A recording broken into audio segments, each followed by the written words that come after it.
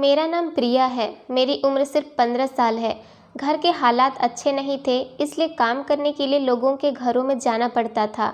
फिर मैं बहुत अच्छे घर में काम करने लगी, जिसकी मालकिन का नाम सुनीता था। वो बहुत ही अच्छी औरत थी और उनका घर बहुत ही बड़ा और खूबसूरत था। मुझे ऐसे घर बहुत पसंद थे जो काफ़ी पुराने तरीके से बने हुए थे। मैं वहाँ काम करती थी। इनका एक बेटा भी था जो हमेशा मुझ पर नज़र रखता था। आज तक उसने ना तो मुझसे कोई बात की थी, ना ही कोई गलत हरकत करने की कोशिश करी थी, लेकिन उसकी नज़रों से मैं परेशान हो गई थी। फिर एक दिन मेरी मालकिन ने मुझसे कहा कि वो मुझे अपने घर की बहू बनाना चाहती है। मेरे लिए यह बात बड़ी हैरत की थी, क्योंकि मैं तो उनके घर की एक मामूली सी नौकरानी थी और मैं खुद उस घर की मालकिन बनने जा रही थी। मैंने फ़ौरन ही हाँ कर दी और उनके बेटे से शादी कर ली। शादी के बाद उसने मुझे बताया कि वह मुझसे बहुत मोहब्बत करता है, इसलिए मुझे देखा करता था और उसी ने अपनी माँ से कहा कि वह मुझसे शादी करना चाहता है। लेकिन फिर मेरी सास, जो कि पहले मेरी मालकिन थी, अब मेरी सास बन चुकी थी, मुझसे एक ऐसा काम करवाना शुरू करा जिसकी मुझे उम्मीद ही नहीं थी। मुझे रात को 12 बजे अपने कमरे में बुला लेती। मेरे पति की हॉस्पिटल में नाइट ड्यूटी होती थी। जैसे ही सुरेश काम पर जाते, मेरी सास फौरन मुझे अपने कमरे में बुला लेती। दरअसल मुझसे अंधेरी कोठरी बनवाने का काम करा रही थी। मेरी तो समझ में ही नहीं आ रहा था वह मुझसे ऐसा काम क्यों करा रही है और इस बारे में सुरेश को क्यों नहीं बताया गया। लेकिन मरता क्या न करता, मैं उनका काम करती रही। काम इतना मेहनत का था कि मुझे जल्दी ही थकान होने लगती। जब मैं पूरी तरह थक जाती तो मेरी सास मेरे लिए शरबत बना कर लाती, पर मुझसे कहती थी कि इसे पी लो, तुम्हारी थकान खत्म हो जाएगी। मैं वह शरबत पी लेती थी तो फौरन मुझे नींद आने लगती और मैं सो जाती। जब मेरी आँख खुलती तो मेरे पास मेरी सास आती और मुझे पैसे देकर कहती कि ये लो, रख लो, यह तुम्हारी मेहनत की कमाई है। लेकिन यह बात किसी को नहीं बताना, यहाँ तक कि अपने पति सुरेश को भी नहीं। धीरे धीरे मुझे शक होने लगा कि शरबत पीने के बाद मुझे नींद क्यों आने लगती है। मुझे पता ही नहीं चल पाता कि मैं कब कहाँ कैसे सो गई। एक दिन मैंने शरबत पीने से पहले अपने मोबाइल का कैमरा ऑन कर दिया और फिर वहाँ पर जो हुआ वो देखकर मेरे कदमों तले ज़मीन निकल गई, क्योंकि मेरी सास ने मेरे बेहोश होने के बाद वहाँ पर एक नहीं बल्कि 5। मैं अपने माँ बाप की इकलौती बेटी थी और बहुत ज़्यादा हसीन थी। मेरे माँ लोगों के घर में खाना पकाती थी और मुझे भी यह करवाना चाहती थी, पर मेरे पिताजी मेरी माँ से कहते थे कि इतनी प्यारी लड़की को अगर किसी के घर काम कराने के लिए भेजेंगे तो हर वक्त दिल परेशान रहेगा। लेकिन माँ का यह कहना था कि मैं भी तो बहुत खूबसूरत थी, मैं भी तो किसी की बेटी थी। तुमने गरीबी में आकर मुझसे यह काम करवाया और अपनी बेटी की बारी आई तो तुम्हारा दिल तड़प रहा है। मेरे पिताजी जब इस दुनिया से चले गए तो माँ ने मुझे भी यही कहा कि अब तुम लोगों के घर में काम करना शुरू कर दो। मुझे एक बहुत अच्छी औरत के घर में नौकरी मिल गई। मैं दिन रात वहीं पर रहती थी। वो औरत मेरा बहुत ख्याल करती थी।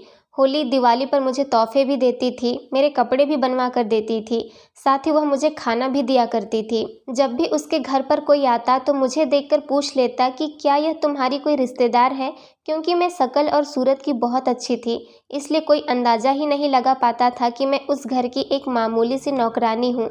उनका एक बेटा था सुरेश, जो शक्ल सूरत से तो अच्छा ही था और बहुत हैंडसम भी था और कमाता भी ठीक था, लेकिन वो मुझे अक्सर देखता रहता। हालांकि उसने कभी मेरे साथ गलत हरकत करने की कोशिश नहीं की, ना ही कोई बात की और ना ही कभी कोई गलत इशारा किया, लेकिन उसकी निगाहें मुझ पर ही रहती थी। मैंने उसके कमरे में भी जाना छोड़ दिया था। मैं खाना बना देती और मालकिन से कह देती थी कि आप खुद ही खाना इनको दे दें। मैं उससे दूर दूर रहने लगी, क्योंकि मुझे यह सब बिल्कुल भी अच्छा नहीं लगता था। लेकिन एक दिन मालकिन की तबीयत बहुत ज़्यादा ख़राब हो गई और उन्होंने कहा कि मैं तुम्हें अपने घर की दुल्हन बनाना चाहती हूँ। यह बात सुनकर मैं हैरान हो गई। फिर सोचा कि शायद बीमारी में आकर उन्होंने इस तरह की बात कर दी होगी, क्योंकि वह काफ़ी समय से बीमार भी रहती थी। उनका घर बहुत बड़ा और पुराना था। इस तरह के घर को तो आजकल देखते भी नहीं हैं और मुझे ऐसे भी बहुत ज़्यादा पसंद था। हालांकि यह घर भी बहुत अच्छा लगता था। अगली सुबह जब इनकी तबीयत बेहतर हुई तो कहने लगी कि मैंने कल तुमसे एक बात कही थी। मैंने कहा मालकिन, मैंने बुरा नहीं माना, क्योंकि आपकी तबीयत खराब थी और इसलिए शायद आपने बीमारी की वजह से यह बात मुझसे कह दी हो। तो इस पर वह मुझसे कहने लगी कि मैंने बीमारी में आकर बात नहीं की थी, मैं हकीकत में तुमसे अपने बेटे की शादी करवाना चाहती हूँ। तुम खुद ही सोचो, अब इस उम्र में मैं अपने बेटे सुरेश के लिए कोई लड़की कैसे ढूंढूंगी। और दौड़ भाग कैसे करूँगी। उसके बाद पता नहीं उसका नेचर कैसा हो, काम धाम कैसा करे मेरे घर का, मेरे बाद वो घर का ख्याल रख सके या ना रख सके।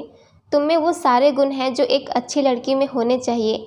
अब ना तो इस उम्र में मेरे अंदर इतनी हिम्मत है, ना ही इतनी ताकत कि तुम्हारी जैसी दूसरी लड़की ढूंढ सकूं। तो मैं चाहती हूँ कि तुम खूबसूरत तो हो ही, और बहुत अच्छी तरह से मेरे घर का और मेरे बेटे का और मेरा भी ख्याल रखती हो। तो मैं चाहती हूँ अब इस नौकरी को हम रिश्तेदारी में बदल देते हैं। तुम्हारे हाथ का खाना सुरेश को बहुत पसंद आता है। हालांकि मुझे यह भी पता है कि सुरेश का कोई और लड़की पसंद नहीं है। अगर उसे कोई और लड़की पसंद होती तो बेशक मैं उसी लड़की से उसकी शादी करवाती, और इसलिए मैंने फैसला कर लिया है कि मैं अपने बेटे सुरेश की शादी तुमसे ही कराऊंगी। तुम अपने माँ बाप को मेरे घर भेज दो। जब मैंने ये बात घर आकर अपनी माँ को बताई तो मेरी माँ ने मुझे बहुत बातें सुनाई। उन्होंने कहा कि तूने ही कोई चक्कर चलाया होगा, उसके बेटे को अपने हुस्न के जाल में फंसा लिया होगा। जबकि मेरे दिमाग में तो कुछ और ही चल रहा था, क्योंकि मैं अपने खानदान की सबसे खूबसूरत लड़की थी, इसलिए खानदान के जितने भी लड़के थे सबके रिश्ते मेरे लिए आ चुके थे।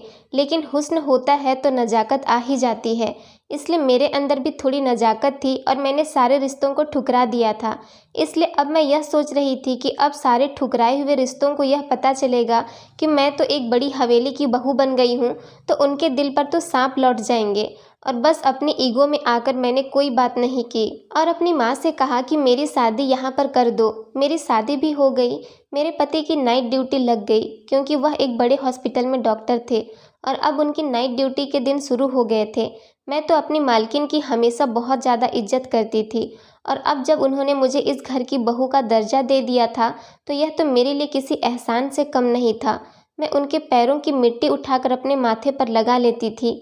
मैं उनकी हर बात मानती थी, दिन रात उनका बहुत ख्याल रखती। अपने पति से ज़्यादा मैं उनके खाने पीने का ख्याल रखती थी। अपने पति को तो खाना मैं बाद में देती, पहले उनसे जाकर पूछती कि आपने खाना खाया कि नहीं। वो भी मेरे साथ बहुत खुश थी और कहती थी कि मेरा फैसला बिल्कुल भी गलत नहीं है। मैं भी उनको एहसास नहीं करवाना चाहती थी कि किसी गरीब की बेटी को घर लेकर आई थी तो मालकिन बनकर मेरे सर पर ही नाचने लगी, बल्कि मैं तो उनको यह एहसास कराना चाहती थी कि मैं एक अच्छे इंसान हूँ और उनके दिन रात सेवा करती थी। एक दिन रात के 12 बजे का वक्त था। मेरा पति नाइट ड्यूटी पर गया हुआ था। मैं अपने कमरे में थी जब मेरी सास ने मुझे बुलाया और कहा कि तुमसे एक ज़रूरी बात करनी है। मैं उनके कमरे में चली गई तो उन्होंने एक दीवार से अलमारी को हटाया। मैंने देखा कि घर तो बहुत मजबूत और पुख्ता था, लेकिन यह दीवार कुछ कच्ची थी और इसके नीचे कुछ खुदाई हुई थी। मेरी सास ने कहा कि तुम्हें यहाँ पर दीवार को खोदकर अंडरग्राउंड एक कोठरी बनानी होगी। दरअसल मैं इस काम के लिए किसी और पर भरोसा नहीं कर सकती और खुद मुझसे यह काम हो ही नहीं सकता, इसलिए यह काम तुम्हें खुद ही करना होगा। उनकी बात सुनकर मैं थोड़ी थोड़ी हैरान हो गई, क्योंकि यहाँ पर गड्ढा खोदकर अंडरग्राउंड कोठरी बनाना कोई आसान काम तो नहीं था। जब उन्होंने मुझे हैरान परेशान देखा तो कहने लगी कि देखो, कोई जल्दी नहीं है, तुम यह काम आराम से कर सकती हो, चाहे रोज़ थोड़ा थोड़ा करो, मुझे कोई प्रॉब्लम नहीं है। मैंने अपनी सास से कोई सवाल नहीं किया, क्योंकि मुझे नहीं लगता था कि वो मेरे किसी भी सवाल का जवाब देती, और मुझ में इतनी हिम्मत नहीं थी कि मैं इसके आगे उनसे बहस कर सकूं। मैंने बस हमेशा की तरह उनका हुक्म मान लिया, जैसे मैं हमेशा माना करती थी। कुदाल, हथौड़ी, सारा सामान वहाँ पर पहले से ही पड़ा था। मैंने तुरंत काम शुरू कर दिया।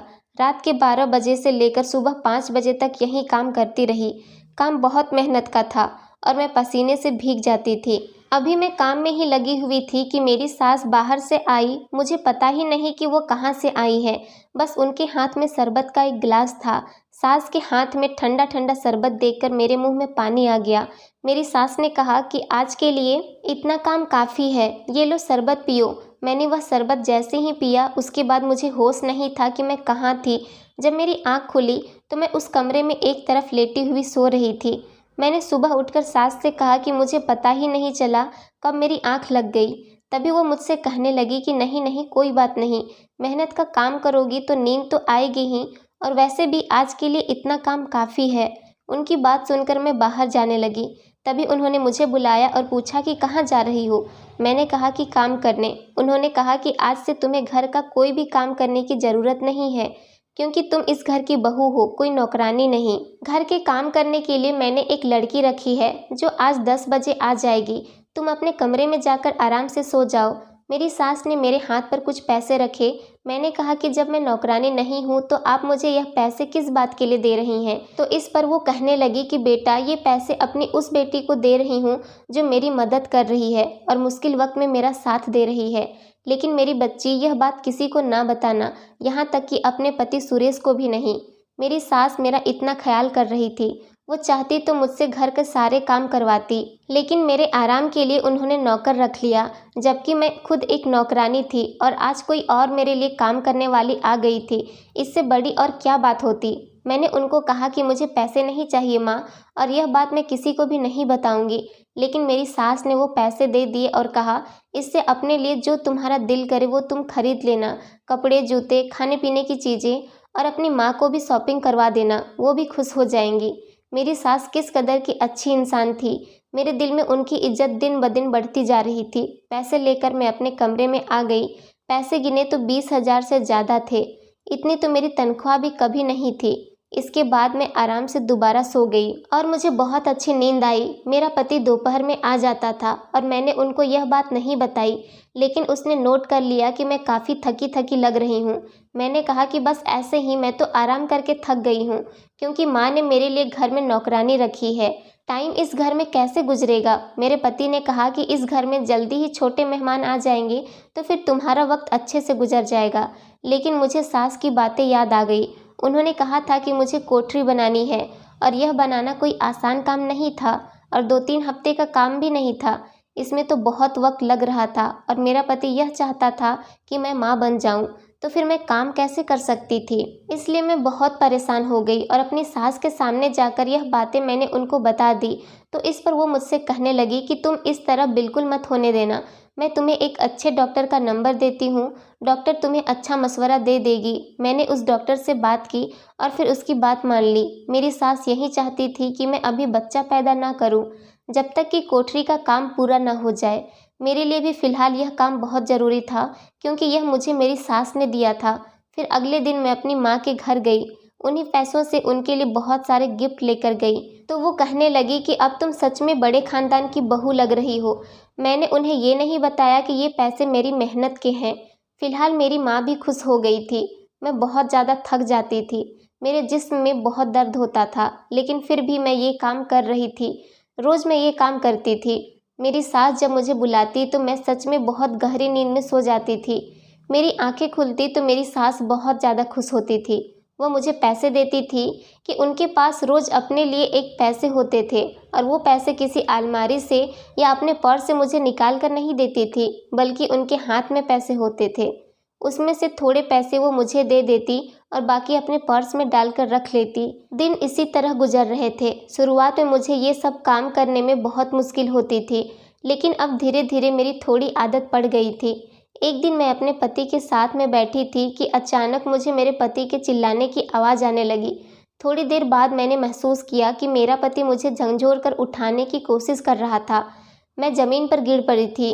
मैंने उठकर उसको देखा और पूछा कि क्या हुआ था, तो वो मेरी शक्ल देखकर कहने लगा कि तुम तो मेरे साथ बैठी हुई नाश्ता कर रही थी और अचानक से तुम बेहोश हो गई। मैं तो डॉक्टर को बुलाने ही वाला था कि तुम्हें इतने में होश आ गया। मुझे यह बताओ कि कोई मसला तो नहीं है? क्या करती रहती हो तुम दिन भर? इतनी कमज़ोर होती जा रही हो। मैंने कहा कोई बात नहीं है। मेरे सास ने कहा था कि इस बारे में अपने पति को भी कुछ मत बताना, इसलिए मैंने अपने पति को भी नहीं बताया। लेकिन अब इस काम से मैं तंग आ गई थी। ठीक है कि शादी से पहले उनके घर पर नौकरानी थी, उन्होंने मुझे सर का ताज बनाया, लेकिन अब तो मैं इस घर की बहू थी। अब ये काम किसी और से भी करवा सकती थी। इससे तो अच्छा था कि वो मुझसे सारे घर का काम करवाती। काम करने की आदत थी, पर इस तरह तो वाकई मेरी सेहत बहुत ख़राब हो रही थी। आँखों के नीचे काले गड्ढे पड़ रहे थे और मेरी सास की हरकतें मुझे शक में डाल रही थी कि मेरी सास मेरे लिए शरबत क्यों लेकर आती थी और मुझे शरबत पीकर ऐसी नींद क्यों आती थी जैसे कि मैं बेहोश हो गई हूँ। मुझे कुछ याद क्यों नहीं रहता था। मुझे अपने कमरे में भी जाना याद नहीं होता था। मैं उनके कमरे में ही सोफे पर गिरकर सो जाती थी और सुबह वापस अपने कमरे में आती थी। मेरी सास ने मेरे लिए बहुत कुछ किया था, लेकिन फिर भी मुझे ये जानना था कि वह मुझसे ही अपने घर में कोठरी क्यों बनवा रही थी। मैं अकेली लड़की पूरी कोठरी कैसे बना सकती थी जिसमें कोई बैठ सकता था? यह घर काफ़ी पुराना था। इस तरह से यहाँ पर खुदाई कराकर कोठरी बनाना कोई अच्छी बात नहीं थी। इस घर की दीवारें पुरानी हो चुकी थी और कभी भी गिर सकती थी। मेरी सास को यह सब करने की क्या ज़रूरत थी? मेरी सास ने तो मुझे बच्चा पैदा करने से भी मना कर दिया था और मेरा पति बच्चे के ख्वाब देख रहा था। वो मुझसे कहता था कि बच्चा पैदा करना है ताकि इस घर में एक छोटा नन्हा सा मेहमान आ जाए, हमारी ज़िंदगी शुरू हो जाए। जब तक मेरा कोठरी बनाने वाला काम ख़त्म नहीं हो जाता, मैं बच्चा पैदा नहीं कर सकती थी और पता नहीं यह कब ख़त्म होना था। मैंने सुना था कि पुराने ज़माने में जब लोग इस तरह का काम करते थे तो उन्हें कई साल लग जाते थे। अगर वाकई ऐसी बात थी तो क्या रोज़ मुझे इतनी ही मशक्क़त करनी थी? मैं इतनी बुरी तरह से पसीना पसीना होकर थक जाती थी। मेरी हालत बहुत बुरी हो जाती थी। जब मैं गिरने लगती थी तब मुझसे मेरी सास कहती कि अब तुम आराम से बैठ जाओ और शरबत पी लो। हमेशा मुझे ही शरबत पिलाती थी, कभी खुद नहीं पीती थी। हालांकि उनको कोई बीमारी नहीं थी कि वो शरबत नहीं पी सकती, मगर फिर भी मैं उनकी सारी बातों को नज़रअंदाज करती रहती थी और सोचा करती थी कि चलो काम है तो ख़त्म कर ही देती हूँ। मेरी सास ने मेरी सारी ज़िंदगी संवार दी है। अगर बदले में मैं उनके लिए एक बड़ा सा काम कर दूँ तो कभी ज़िंदगी में मैं उनको ये कहने के काबिल तो हो जाऊँगी कि मैंने भी आपके लिए कुछ किया था। मैं एक दिन अपनी माँ के घर मिलने आई हुई थी कि मेरी तबीयत अचानक से ख़राब हो गई। डॉक्टर के पास आई तो मेरी माँ का कहना था कि खुशखबरी है, तो मैंने माँ को कहा कि कोई खुशखबरी नहीं है। मुझे लगा कि मैं कमज़ोरी की वजह से बेहोश हो गई थी, लेकिन जब डॉक्टर के पास गई तो उसने ऐसी बात बताई कि कदमों तले से ज़मीन निकल गई। डॉक्टर ने कहा कि आप माँ बनने वाली हैं। मैं हैरान रह गई क्योंकि मैंने तो डॉक्टर से पूछकर वो सब कुछ कर रखा था कि जिससे मैं माँ नहीं बन सकती थी। फिर मेरे साथ ऐसा कैसे हो गया? और अगर मेरे साथ ऐसा हो गया था तो फिर मुझे ये काम नहीं करना था। क्या ये बच्चा मेरे पति का ही था? ये बच्चा मेरे पति का नहीं था तो फिर किसका हो सकता था? लेकिन मुझे किसी बात का कोई समझ नहीं आ रही थी। मेरा दिमाग घूम रहा था और मेरी माँ मुझसे कहने लगी कि अब तो इस घर में तुम्हारे कदम और भी ज़्यादा मजबूत हो जाएंगे और तुमने ऐसा मुंह क्यों बना रखा है जैसे न जाने क्या हो गया हो। तो मैं माँ से कहने लगी, माँ ऐसी कोई बात नहीं है, बस ऐसे ही थोड़ा घबरा रही हूँ। इस पर माँ ने कहा कि कोई बात नहीं, सबके साथ ऐसा होता है, पहली पहली बार की बात है, दूसरे बच्चे में आदत हो जाएगी। मुझे कुछ समझ नहीं आ रहा था कि पति को क्या बताऊँ और घर में अपनी सास से क्या बात करूँ। इसके बाद में मैं अपनी माँ के घर से अपने घर वापस आ गई। मेरे सामान में मेरे डॉक्टर की रिपोर्ट रखी हुई थी और मेरे पति ने वो रिपोर्ट देखी तो आज की ही थी और वो मुझसे कहने लगे कि तुमने अभी तक मुझे क्यों नहीं बताया कि तुम माँ बनने वाली हो। तो मैंने उनसे कहा कि आज की ही तो है रिपोर्ट, कौन सा महीना भर पुरानी है। यह बात सुनकर वो बहुत खुश थे। उन्होंने ना आव देखा ना ताव, बात सीधा अपनी माँ को जाकर बता दी। मेरी सास मुझे हैरान होकर देखने लगी और फिर मुझे मौका मिलते ही कहने लगी कि मैंने मना किया था ना, फिर ये सब कुछ कैसे हुआ। तो मैंने उनसे कहा कि मुझे डॉक्टर ने जो जो कहा था मैंने वैसा ही किया, लेकिन पता नहीं ये सब कुछ कैसे हो गया। पर वो बहुत ज़्यादा परेशान हो गई और मुझे लगा कि आज की रात को काम करने के लिए मुझे नहीं बुलाएंगी, क्योंकि उनको पता है कि मैं माँ बनने वाली हूँ और यह दिन बच्चे के लिए कितने ज़रूरी होते हैं। लेकिन मैं हैरान थी क्योंकि मेरी सास ने मुझे बुला लिया और मैंने उनसे कहा कि क्या मुझे ये काम करना चाहिए? मैं इतनी मेहनत का काम करूँगी तो मेरे बच्चे को कुछ ना हो जाए। सास ने कहा कि ऐसा कुछ भी नहीं होगा, तुम आराम आराम से काम करो। उनके मुंह से यह बात सुनकर मैं हैरान थी कि मेरी सास को मेरी कोई परवाह नहीं थी। उसने आज भी मुझसे काम करवाया था। अब मेरे दिमाग में खतरे की घंटी बजने लगी थी। मेरी सास मुझसे ऐसा क्यों करवा रही थी, मुझे कुछ समझ नहीं आ रहा था। अभी तक कोठरी इतनी भी नहीं बनी थी कि एक आदमी उसमें छुप सके। मुझसे इतना काम नहीं हो पाता, लेकिन मैंने सोच लिया कि मुझे क्या करना है।